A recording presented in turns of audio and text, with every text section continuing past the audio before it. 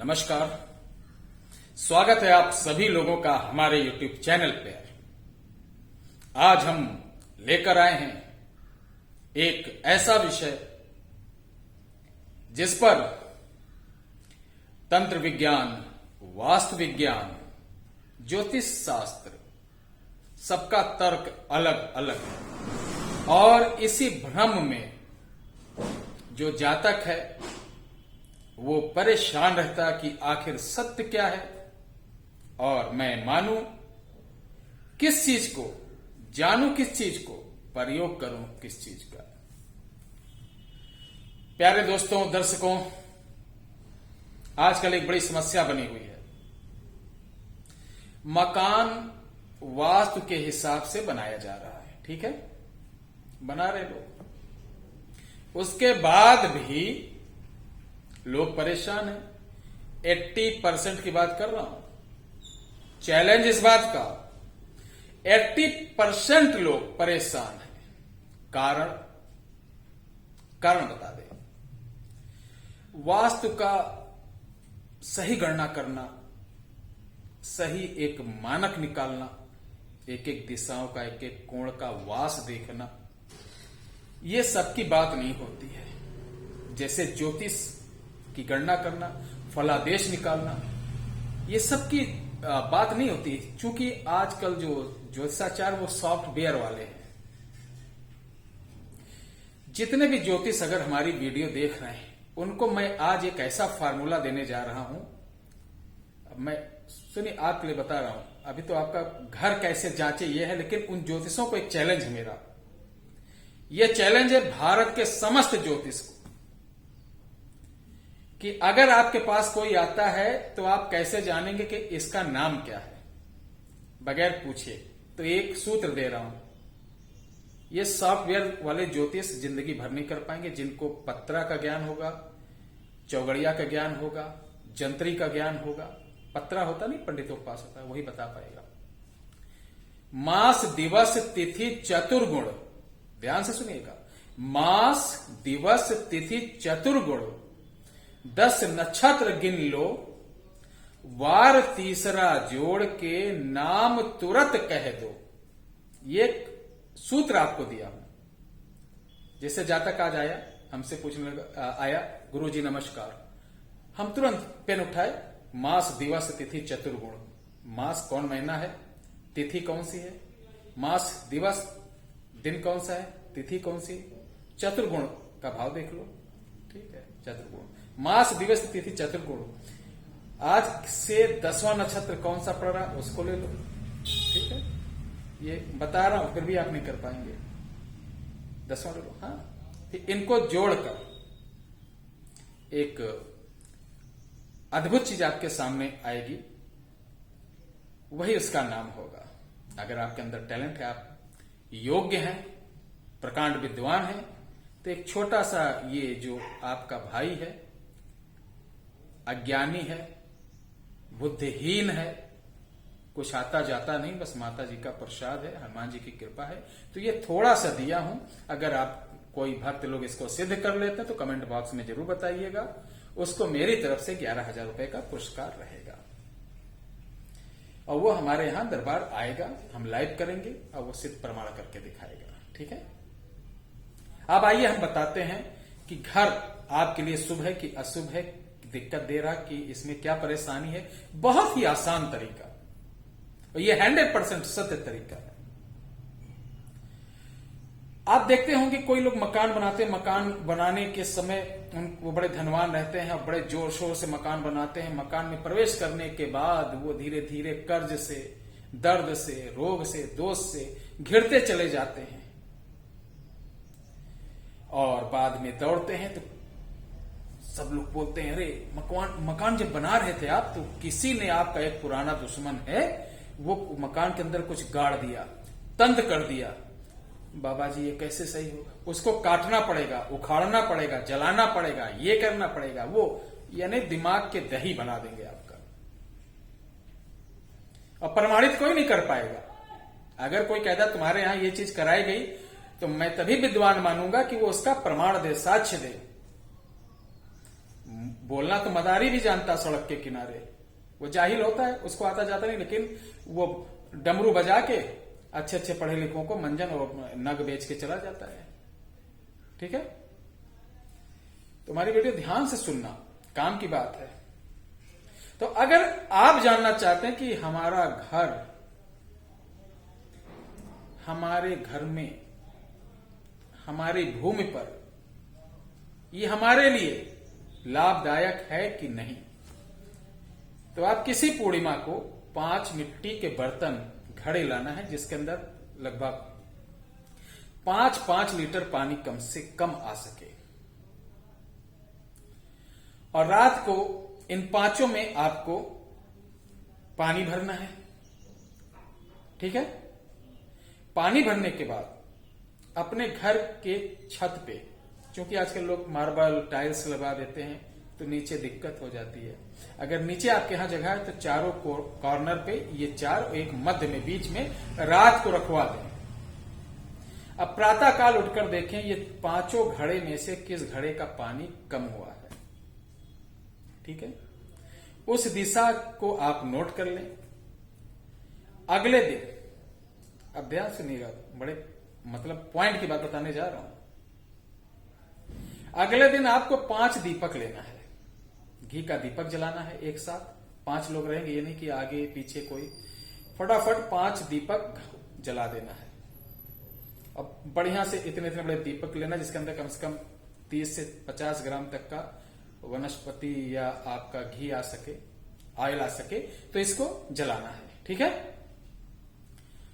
अब आपको ध्यान यह देना है, नोटिस ये करना है कि सबसे देर तक किस दिशा वाला दिया जलता है और सबसे पहले कौन सा बुझता है। तो इन दोनों को नोटिस कर लें, सबसे पहले कौन बुझता है, सबसे देर तक कौन जलता है। सबसे जो पहले बुझा है उसको अलग नोटिस करें, जो सबसे देर तक जला है उसको अलग। ठीक है, अब जिधर आपका पानी, जिस दिशा में पानी कम हुआ है, उस दिशा से भूमि का दोष, नकारात्मक ऊर्जा का दोष रहता है। जिस दिशा से आपका जल्दी दीपक बुझा है, वो भूमि का जो क्षेत्र है, चौकोर में गुणास कर लीजिएगा, उसका जो क्षेत्रफल लाएगा वो जागृत नहीं है, जगी हुई जमीन नहीं है। जिस दिशा में आपका दीपक ज्यादा देर जले, वो पूरे प्लाट की, पूरे प्रॉपर्टी की वही जमीन उतनी शुद्ध है।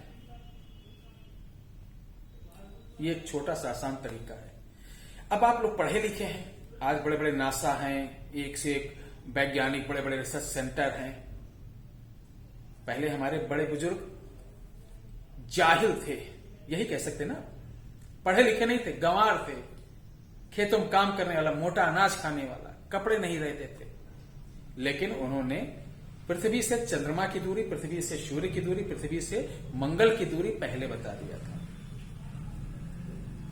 हमसे, आपसे बहुत ज्यादा होशियार थे। तो ये उन्हीं की ही पद्धति है।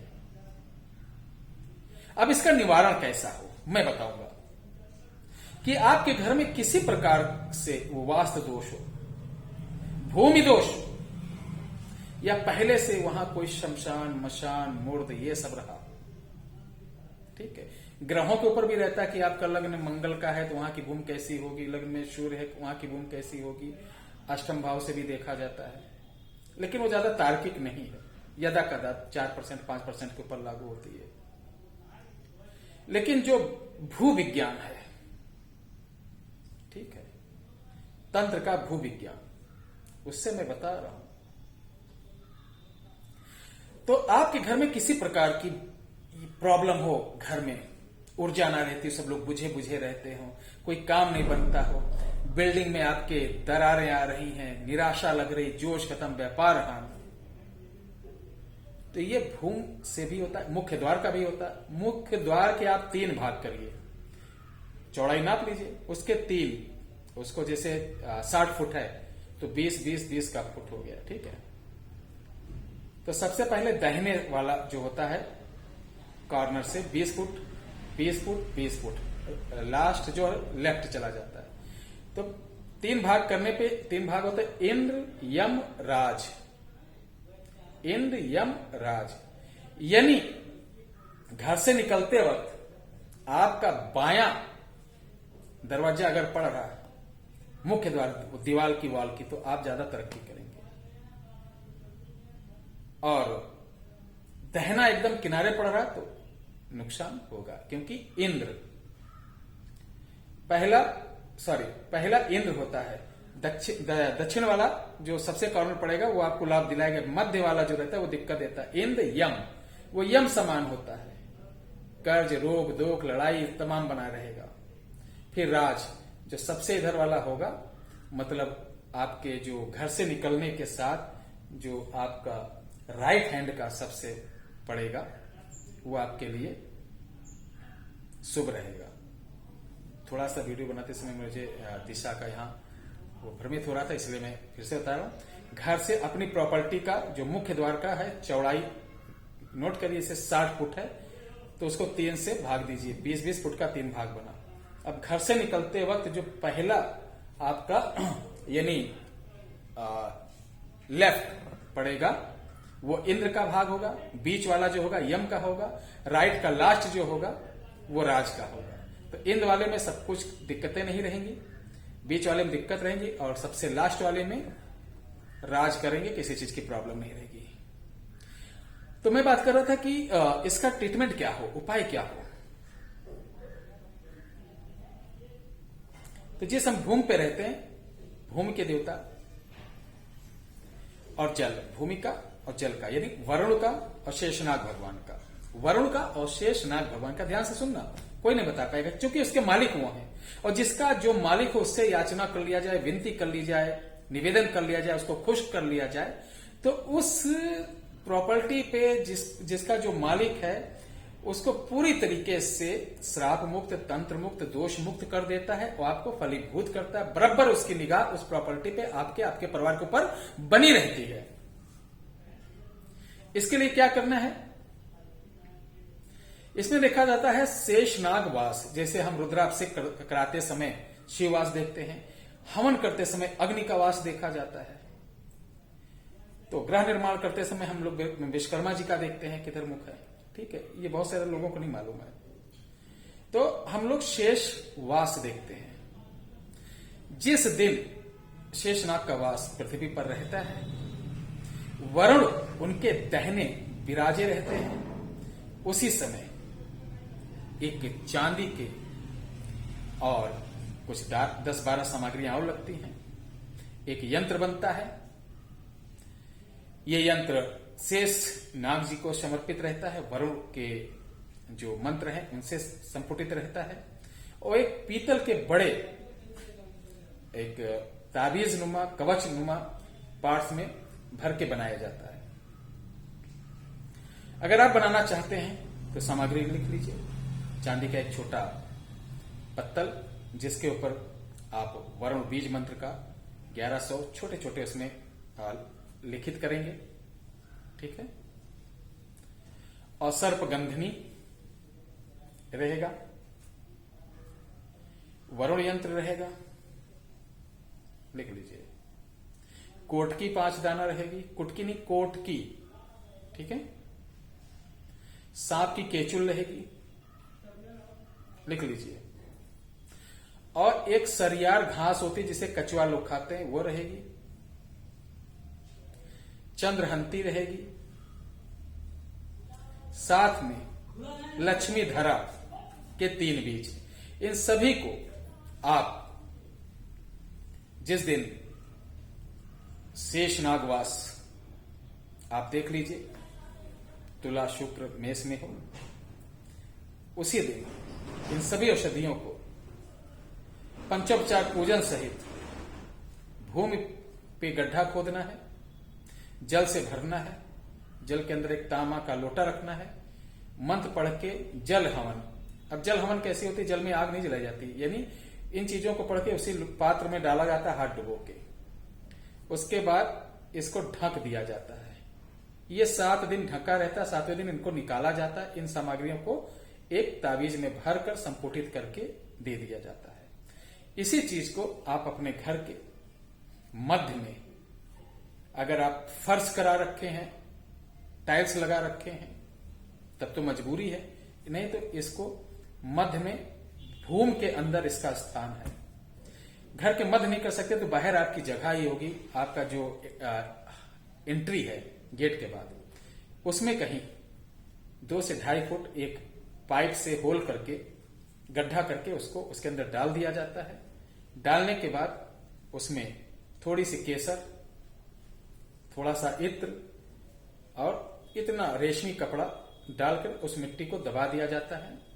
दबाने के बाद उसको प्रणाम किया जाता है, कपूर से आरती उतारी जाती है और अपने घर के जो सबसे बड़ा, वो चाहे माँ हो, दादा हो या गार्जियन हो, उनके हाथ से 21 मुट्ठी चावल निकाल के वो किसी हनुमान जी के मंदिर पे किसी को देते हैं। बस इतना करिए कि आपके घर में बताइएगा, जो घर आप करोड़ों रुपए लगा के बनाए, जो घर आप खून पसीने की कमाई से बनाए, जो घर आप पता नहीं कैसे कैसे क्या क्या जतन करके लोन लेके कैसे कैसे बच्चों के भविष्य के लिए बनाया, उस घर में अगर अशांति हो, उस घर में क्लेश हो, उस घर में पीड़ा हो, उस घर में कर्ज हो, उस घर में मानहान हो, तब हृदय पे बड़ी चोट लगती है। मैं इस वीडियो को इसलिए बनाया कि विगत कई दिन, पिछले कई महीनों में ऐसे लोग आए जो इसी प्रकार की पीड़ा से पीड़ित थे और उनको समय दिया। मैंने ये चीज बनाकर उनको स्थापित कराया। अब माता भगवती की कृपा से धीरे धीरे उनके कार्य बन रहे हैं। आप लोग भी खुश रहें, आपका परिवार भी खुश रहे, आपका आशीर्वाद मेरे साथ यूं ही बना रहे। निवेदन है कि अगर आपको ये वीडियो अच्छी लगी हो, चूंकि थोड़ी वीडियो बड़ी हो सकती है, लेकिन पूरी तरीके हम समझा के, आज की वीडियो पूरी तरीके समझा के आपको बता रहे हैं, तो आप हमारे चैनल को सब्सक्राइब करें, लाइक करें, अच्छा कमेंट करें और लोगों को बताएं कि आपका ये भाई आ चुका है। घबराने की कोई जरूरत नहीं है। तंत्र मंत्र यंत्र के नाम पे 1 रुपए किसी को न दें। राष्ट्र की सेवा, धर्म की सेवा, माता पिता की सेवा, गौ की सेवा, और घर में छोटी अगर बिटिया हो तो उसको बहुत प्यार करें, बहुत प्यार करें, चूंकि वही असली लक्ष्मी है। उसको ज्यादा दुलार करें, उसका चरण स्पर्श करें, उसको खूब खिलाएं। ठीक है, बेटी ही हमारी असली एक लक्ष्मी होती है। कहते हैं बेटियां घर की शान होती हैं, बेटियां घर की शान होती हैं। 2 कुलों की शान, 2 कुल, एक आपका एक जहां जाएगी, 2 कुलों की शान होती हैं। बेटियां घर का मान होती हैं, बेटियां घर का सम्मान होती हैं, बेटियां देश का सम्मान होती हैं। बेटी, मैं बोलता नहीं कि जिसके बेटी है वो बहुत भाग्यशाली है। बहुत बहुत धन्यवाद, आप अपने इतना समय दिया, आप कीमती समय निकालकर मुझे सुन रहे, ये मेरा सौभाग्य। माता रानी आपके परिवार को धन्यदान से परिपूर्ण रखें, खुशी रखें। इसी आशा के साथ मैं दोबारा मिलता हूं एक नए वीडियो के साथ। जय हिंद, जय भारत, जय श्री राम, जय गौ माता की।